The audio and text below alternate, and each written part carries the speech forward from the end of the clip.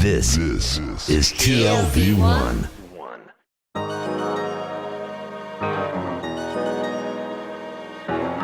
The Tel Aviv Review.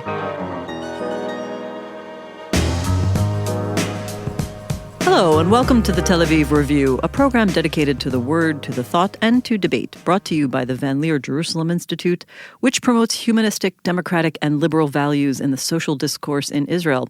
I'm Dahlia Shenlin. And I'm Gilad Harper, and every week we'll be talking about books and research and other things that have caught our attention. Our guest today is a professor of history at Columbia University, specializing in the history of Britain and Europe. She is the author of several books, including most recently The Guardians, The League of Nations, and The Crisis of Empire. It was published in 2015 by Oxford University Press and has just come out in paperback. Professor Susan Pedersen, hello and welcome to the Tel Aviv Review. Thank you. Very nice to be here. So the League of Nations, that international body that emerged from the ruins of the First World War, marked in a way a turning point in international relations. It is a post-imperial era, in essence, though not so much in practice yet, but not yet the globalized order that we've seen since the Second World War. Now, what can you tell us about the backdrop against which it emerged, and how did it impact international relations and our understanding of it in retrospect? Okay. The League of Nations can be seen as a predecessor organization to the United Nations in some ways, but it shouldn't be seen entirely like that because it was a League of Empires as much as a League of Nations. So if you actually look at it, it groups about 50 states, not 200. The United Nations has 200 states. The League had 50, between 40 and about 55 for most of its time. And it isn't universal in the sense that no one can not be a member. If you're a state today and you're not a member of the United Nations, you're a rogue state. And in the League, people or states chose to join or chose not to join, visibly and publicly left in order to defy the League of Nations. So it was linked very much to a particular worldview, which was Wilsonian, liberal imperialist, that was liberal internationalist. But because it was also made up of empires, that it also took the imperial order to some extent as a given. And because the United States didn't join, it ended up being kind of by default an Anglo-French project. So the other way to think of it, the second way to think of it, is as a predecessor to the European Union, which in many ways it was, and we don't remember that. But it had a side to it that was about kind of technical cooperation around all kinds of things like how do we cope with traffic on the Danube River when, after all, there are all kinds of new states now and they all want to get like tariffs out of running their ships down the Danube. So negotiating things like trade agreements, radio, for instance, bandwidth, who gets it, how much, where, all that kind of stuff ended up kind of falling to the League. And how was it different from the sort of diplomacy that preceded it? Well, the League had an explicit commitment to at least some measure of publicness. Now, there was a rhetoric about that was very expansive. So open covenants openly arrived at. That's the line. The Secretary General of the League probably believed in open covenants secretly arrived at, because open covenants openly arrived at makes diplomacy very, very difficult. First of all, it means that states don't say what they mean. And in diplomacy, the worst problem is when states don't say what they mean. They say some stuff in public because they feel constrained to do that, and then they have secret agreements. World War I was a great era of secret agreements, and so the League tried to repudiate that by having this idea of a public diplomacy, and that actually ran all the way through the League. You could go to League assembly meetings. You could actually go to council meetings. There was a place for the public to sit. Journalists were invited. There's a big press corps sitting in Geneva, and they're all supposed to kind of pay attention to what the League is doing. And then at some point, some states, notably, and this happens particularly about bringing Germany in, the Secretary General and the foreign ministers of the great powers realize they're not going to get agreements they can enforce unless they have some secrecy involved. And so there's a kind of diplomacy behind the scenes that also happens in Geneva. You know, this raises a lot of interesting issues about this particular aspect, this transparency issue, about what the League was actually intended for. So I'm debating whether to ask you more about the transparency issue, which I find very interesting. And I think I will before we get into this deeper role. I think if the idea was that, you know, sunlight is kind of the best disinfectant, transparency is important in understanding whether states are preserving this new emerging understanding of rights. How well did that work out over the years? I mean, looking back, let's say it started there, and you mentioned how these reports were published wide and far, and journalists could see them. And do you think that transparency has become the norm for oversight of state practice? And has it led to the change that it was intended? I don't know if you mean about now or then. I'm interested in the evolution, I guess. Yes. I actually think that norm of transparency was very important and did accomplish some things. It didn't accomplish quite always what was intended. I mean, it's often intended that the public will direct foreign policy through its expansive, through democratic institutions, and then they will choose representatives, and the representatives will express the will of the public, and that. So it doesn't work like that. But publicity has all kinds of effects. And I actually started out getting interested in the League and in its archives because I was seeing traces in the National Archives in Britain of the effectiveness of the League and of League publicity. That what publicness was doing was making civil servants in Britain kind of proactively avoid things that would blow up in public. So in other words, undertake reforms that they didn't want to undertake in order to avoid later publicity. So there's a kind of complicated way that publicity works. It's also a tool. I mean, the most interesting thing I found about working on the League is that the League is like a post box. You can write to it if you're anyone, right? And you can show up if you're anyone. You can actually go, and it's a building, you can go and knock on its door, and you can say, I'm an aggrieved body, I'm being oppressed for this or that reason. And, they're not going to welcome you with open arms, but there's kind of an ethos that you have to be listened to. And publicity works there. So it just works, publicness works there. It kind of opens things up. What was it really that incentivized the great powers in Britain, France, that ruled great expanses of the world to limit their powers in such a way? Because at the end of the day, if everything is transparent, they cannot pursue the colonial project, which is essentially rather shady. But I think actually that's the tension that your work points out, right? Was the League of Nations actually preserving imperial power, or was it in some ways restraining it? And you write a lot about that interplay. So this is exactly what I'm interested in. I mean, why was it? It was the restraint, though it wasn't complete, was in a way self-inflicted. What was it really that led them to do it? Well, actually, that's a very funny thing. First of all, I should say, so I think of myself as a political historian. That's what I am. And I'm not by nature necessarily interested in international institutions. I'm interested in bureaucracies and how they work and in kind of complex political systems. And I think people overstate, I hate to be old-fashioned about this, but there's a lot of assumption that empires collude. Right? So they're all interested in secrecy all the time. Actually, I don't think so. They're often interested in inflicting publicity on the other empire and preserving secrecy for themselves. So you're saying they're more in conflict than they are in collusion? Well, they're always kind of quite pleased when the other one's in trouble, and they're not. And I found this happened all the time, certainly about the system I was studying, mandates. So the Australians are very happy that South Africa turns into the rogue state among the mandatory powers because they have a terrible record and it makes them look a lot less bad.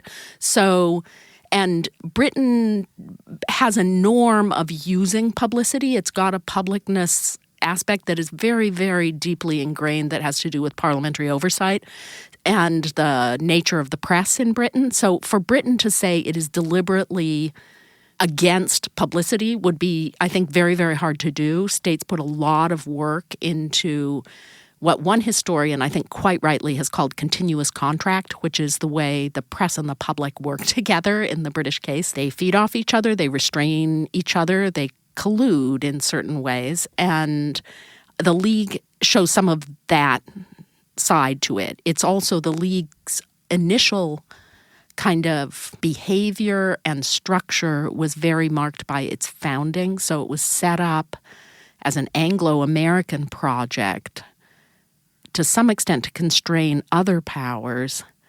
And then when the Americans didn't come in, it was left with an apparatus that the other powers didn't like so much, but was already articulated to some extent and was hard to retract from.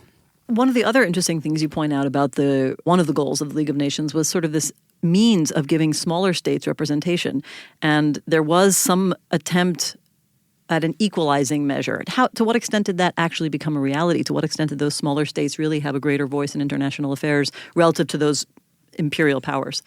So I think some small states are really, really important, and some of them have a role that's completely out of keeping with their kind of size and weight. Partly that's because of the nature of the kind of geopolitical settlement in the interwar years. The Poland is always on the League Council. It's not supposed to be. There are all these rules about getting on the League Council, and yet somehow Poland is always there. So there's always like special deals cut for particular states. Belgium is on constantly.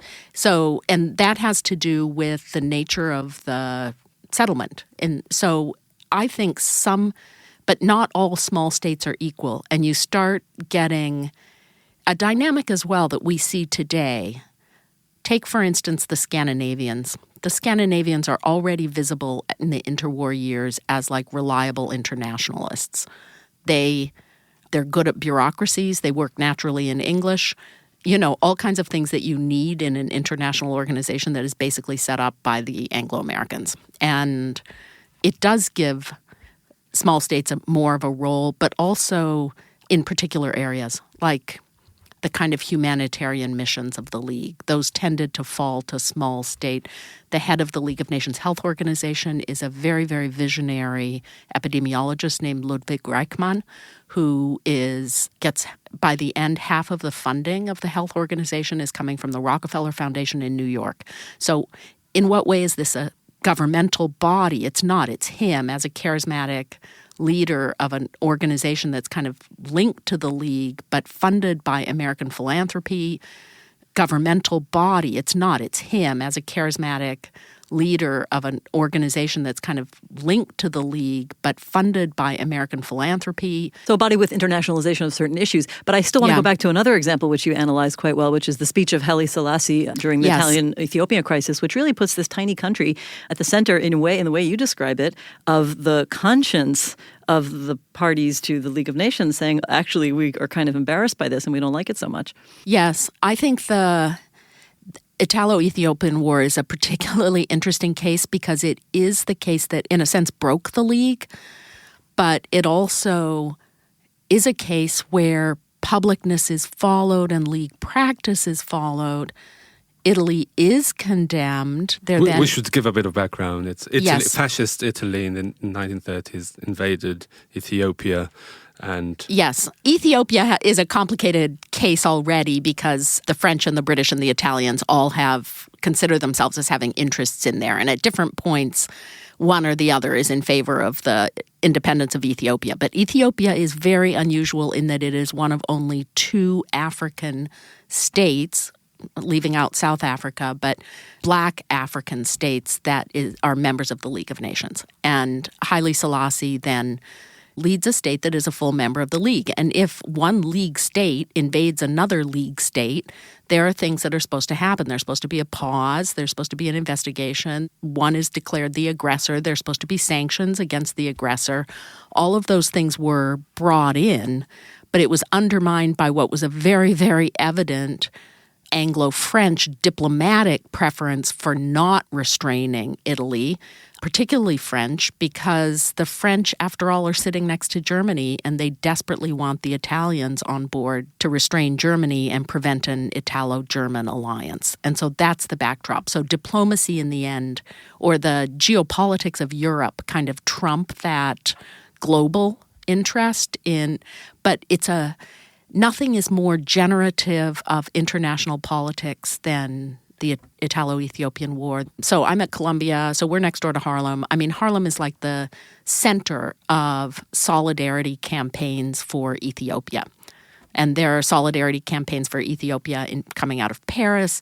The Japanese, who are supposed to be in favor of Ethiopia and Germany because they're moving into alliance, have terrible trouble restraining the fact that actually there's pro-Ethiopian sentiment as well, and pro-Ethiopian sentiment all over the place because they're seen as a small state standing up to an aggressive, horrible empire. But this reminds me so much of the system, one of the critiques of the international system that's been sort of characterized that system ever since, which is what Stephen Krasner called organized hypocrisy, the whole idea that sovereignty actually can be regulated by rules and bodies that have, clear principles, when in fact so much of this is dominated by states' interests and, as you yourself point out, transnational bodies and economic forces.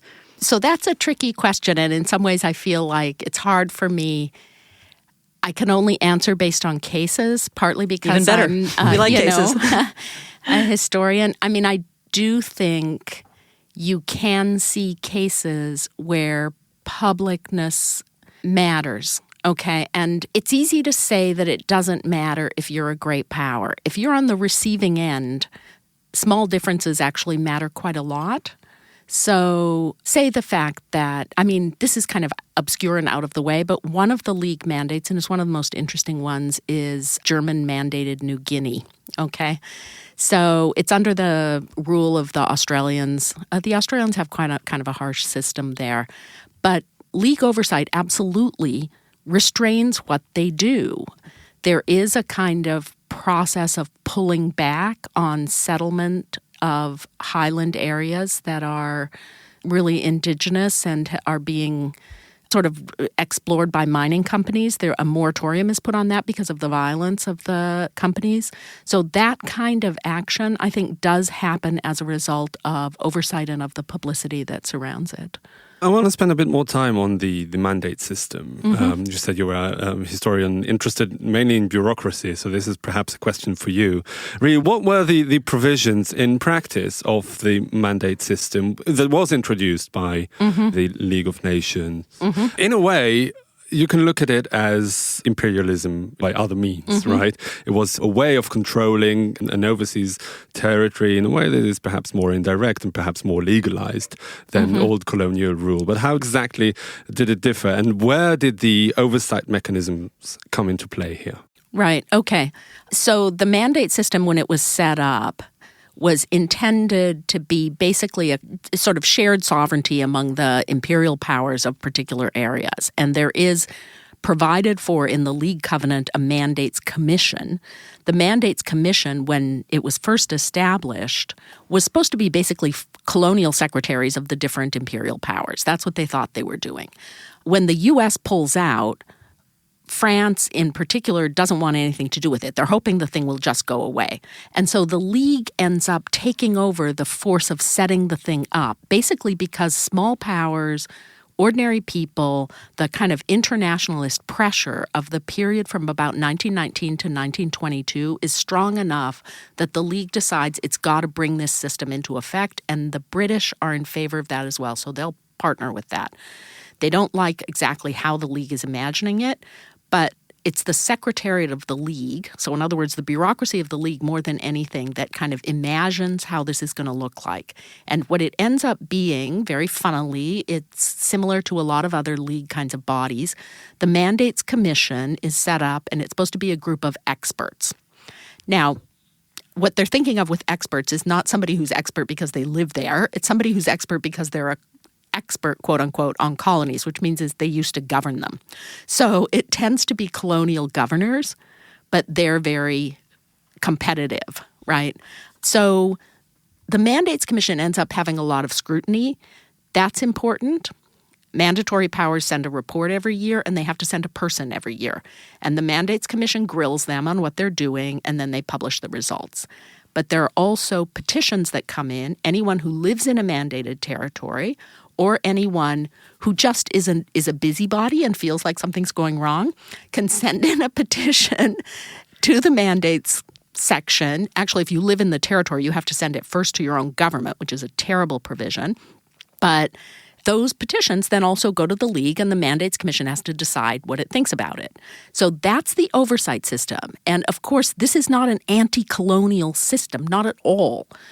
But it lets in air and light, and partly because of competition. Like, for instance, the thing is chaired by this Italian marquis who is really, really peeved about Italy not getting a better colonial settlement out of World War I. So he's delighted to cause as much trouble as he can for the French and the Germans. So he's always fomenting problems, right? And then the Germans come on, and they get a member in 1927, and their strategy is completely dictated by the German Foreign Ministry. They're devoted 24/7 to causing kind of scandal because, after all, these are ex-German territories, and they want them back.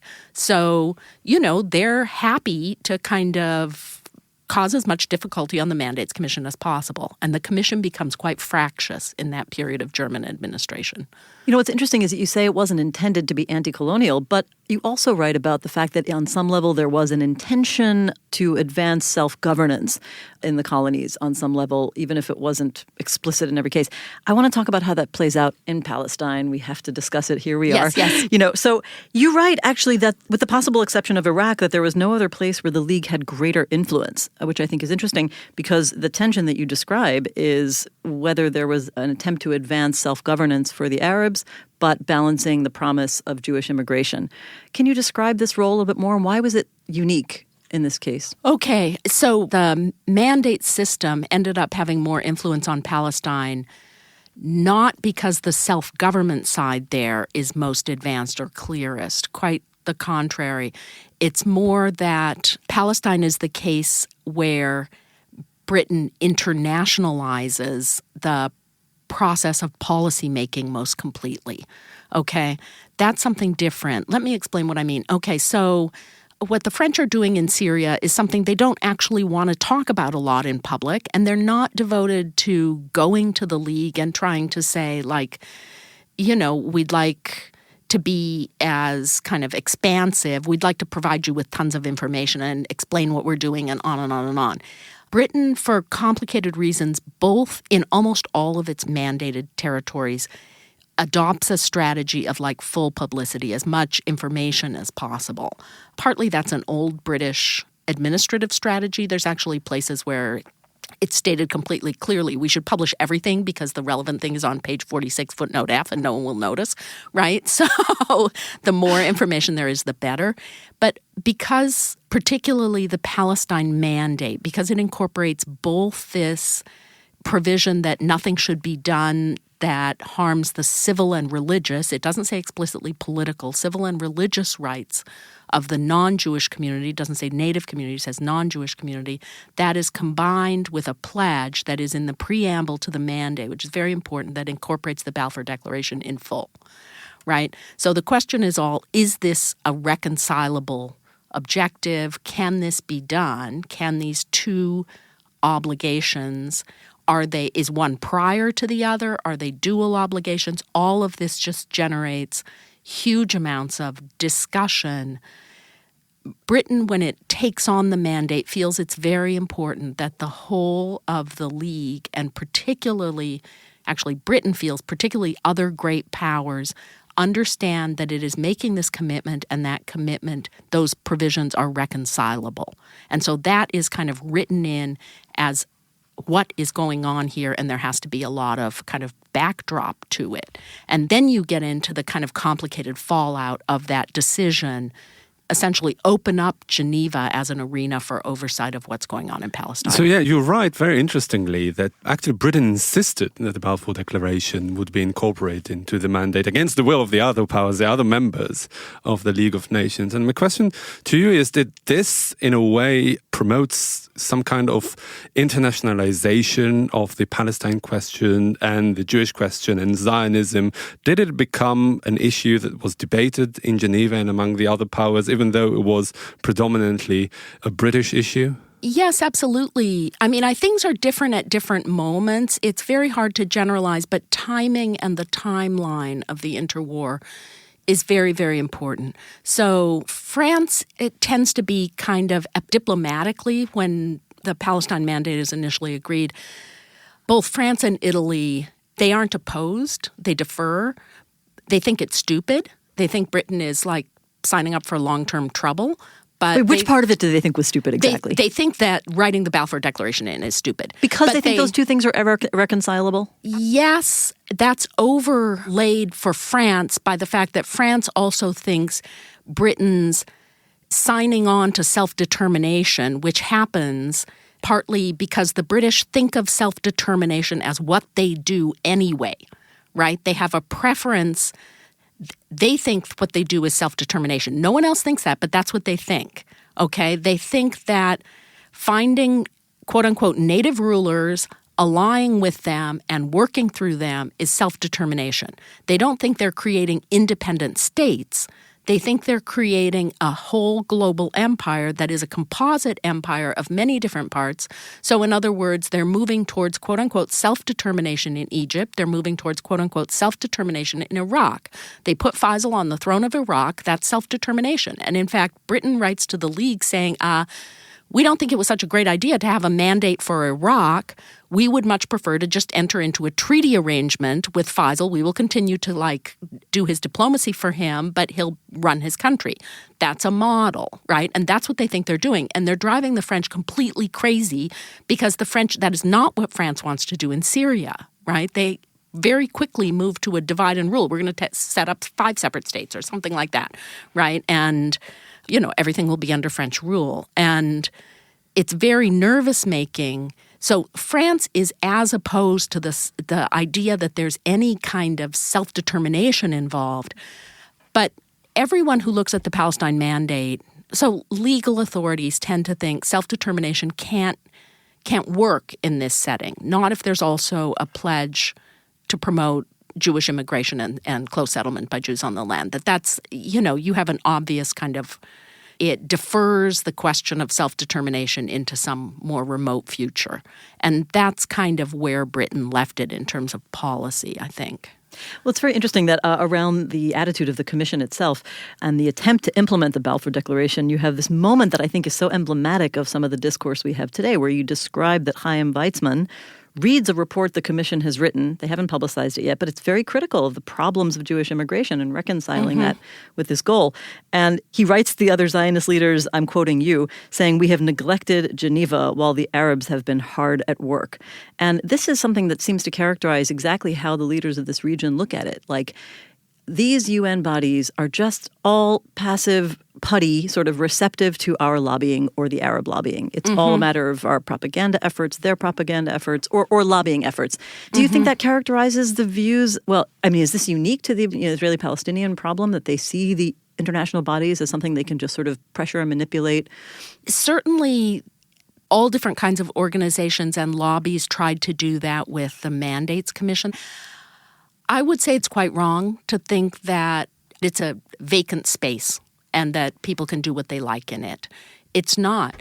Or insofar as it's a vacant space, you can't limit the number of interests trying to enter it. In other words, particularly with Palestine, it's not just a question of Arabs and Jews, right? And their efforts to kind of, the Zionist organization does set up a lobby in Geneva. The Syro-Palestinian Congress has Shakib Arslan living in Geneva. All he does is write petitions to the League of Nations and submit them all the time. They get him nowhere, but he's very, very committed to doing that.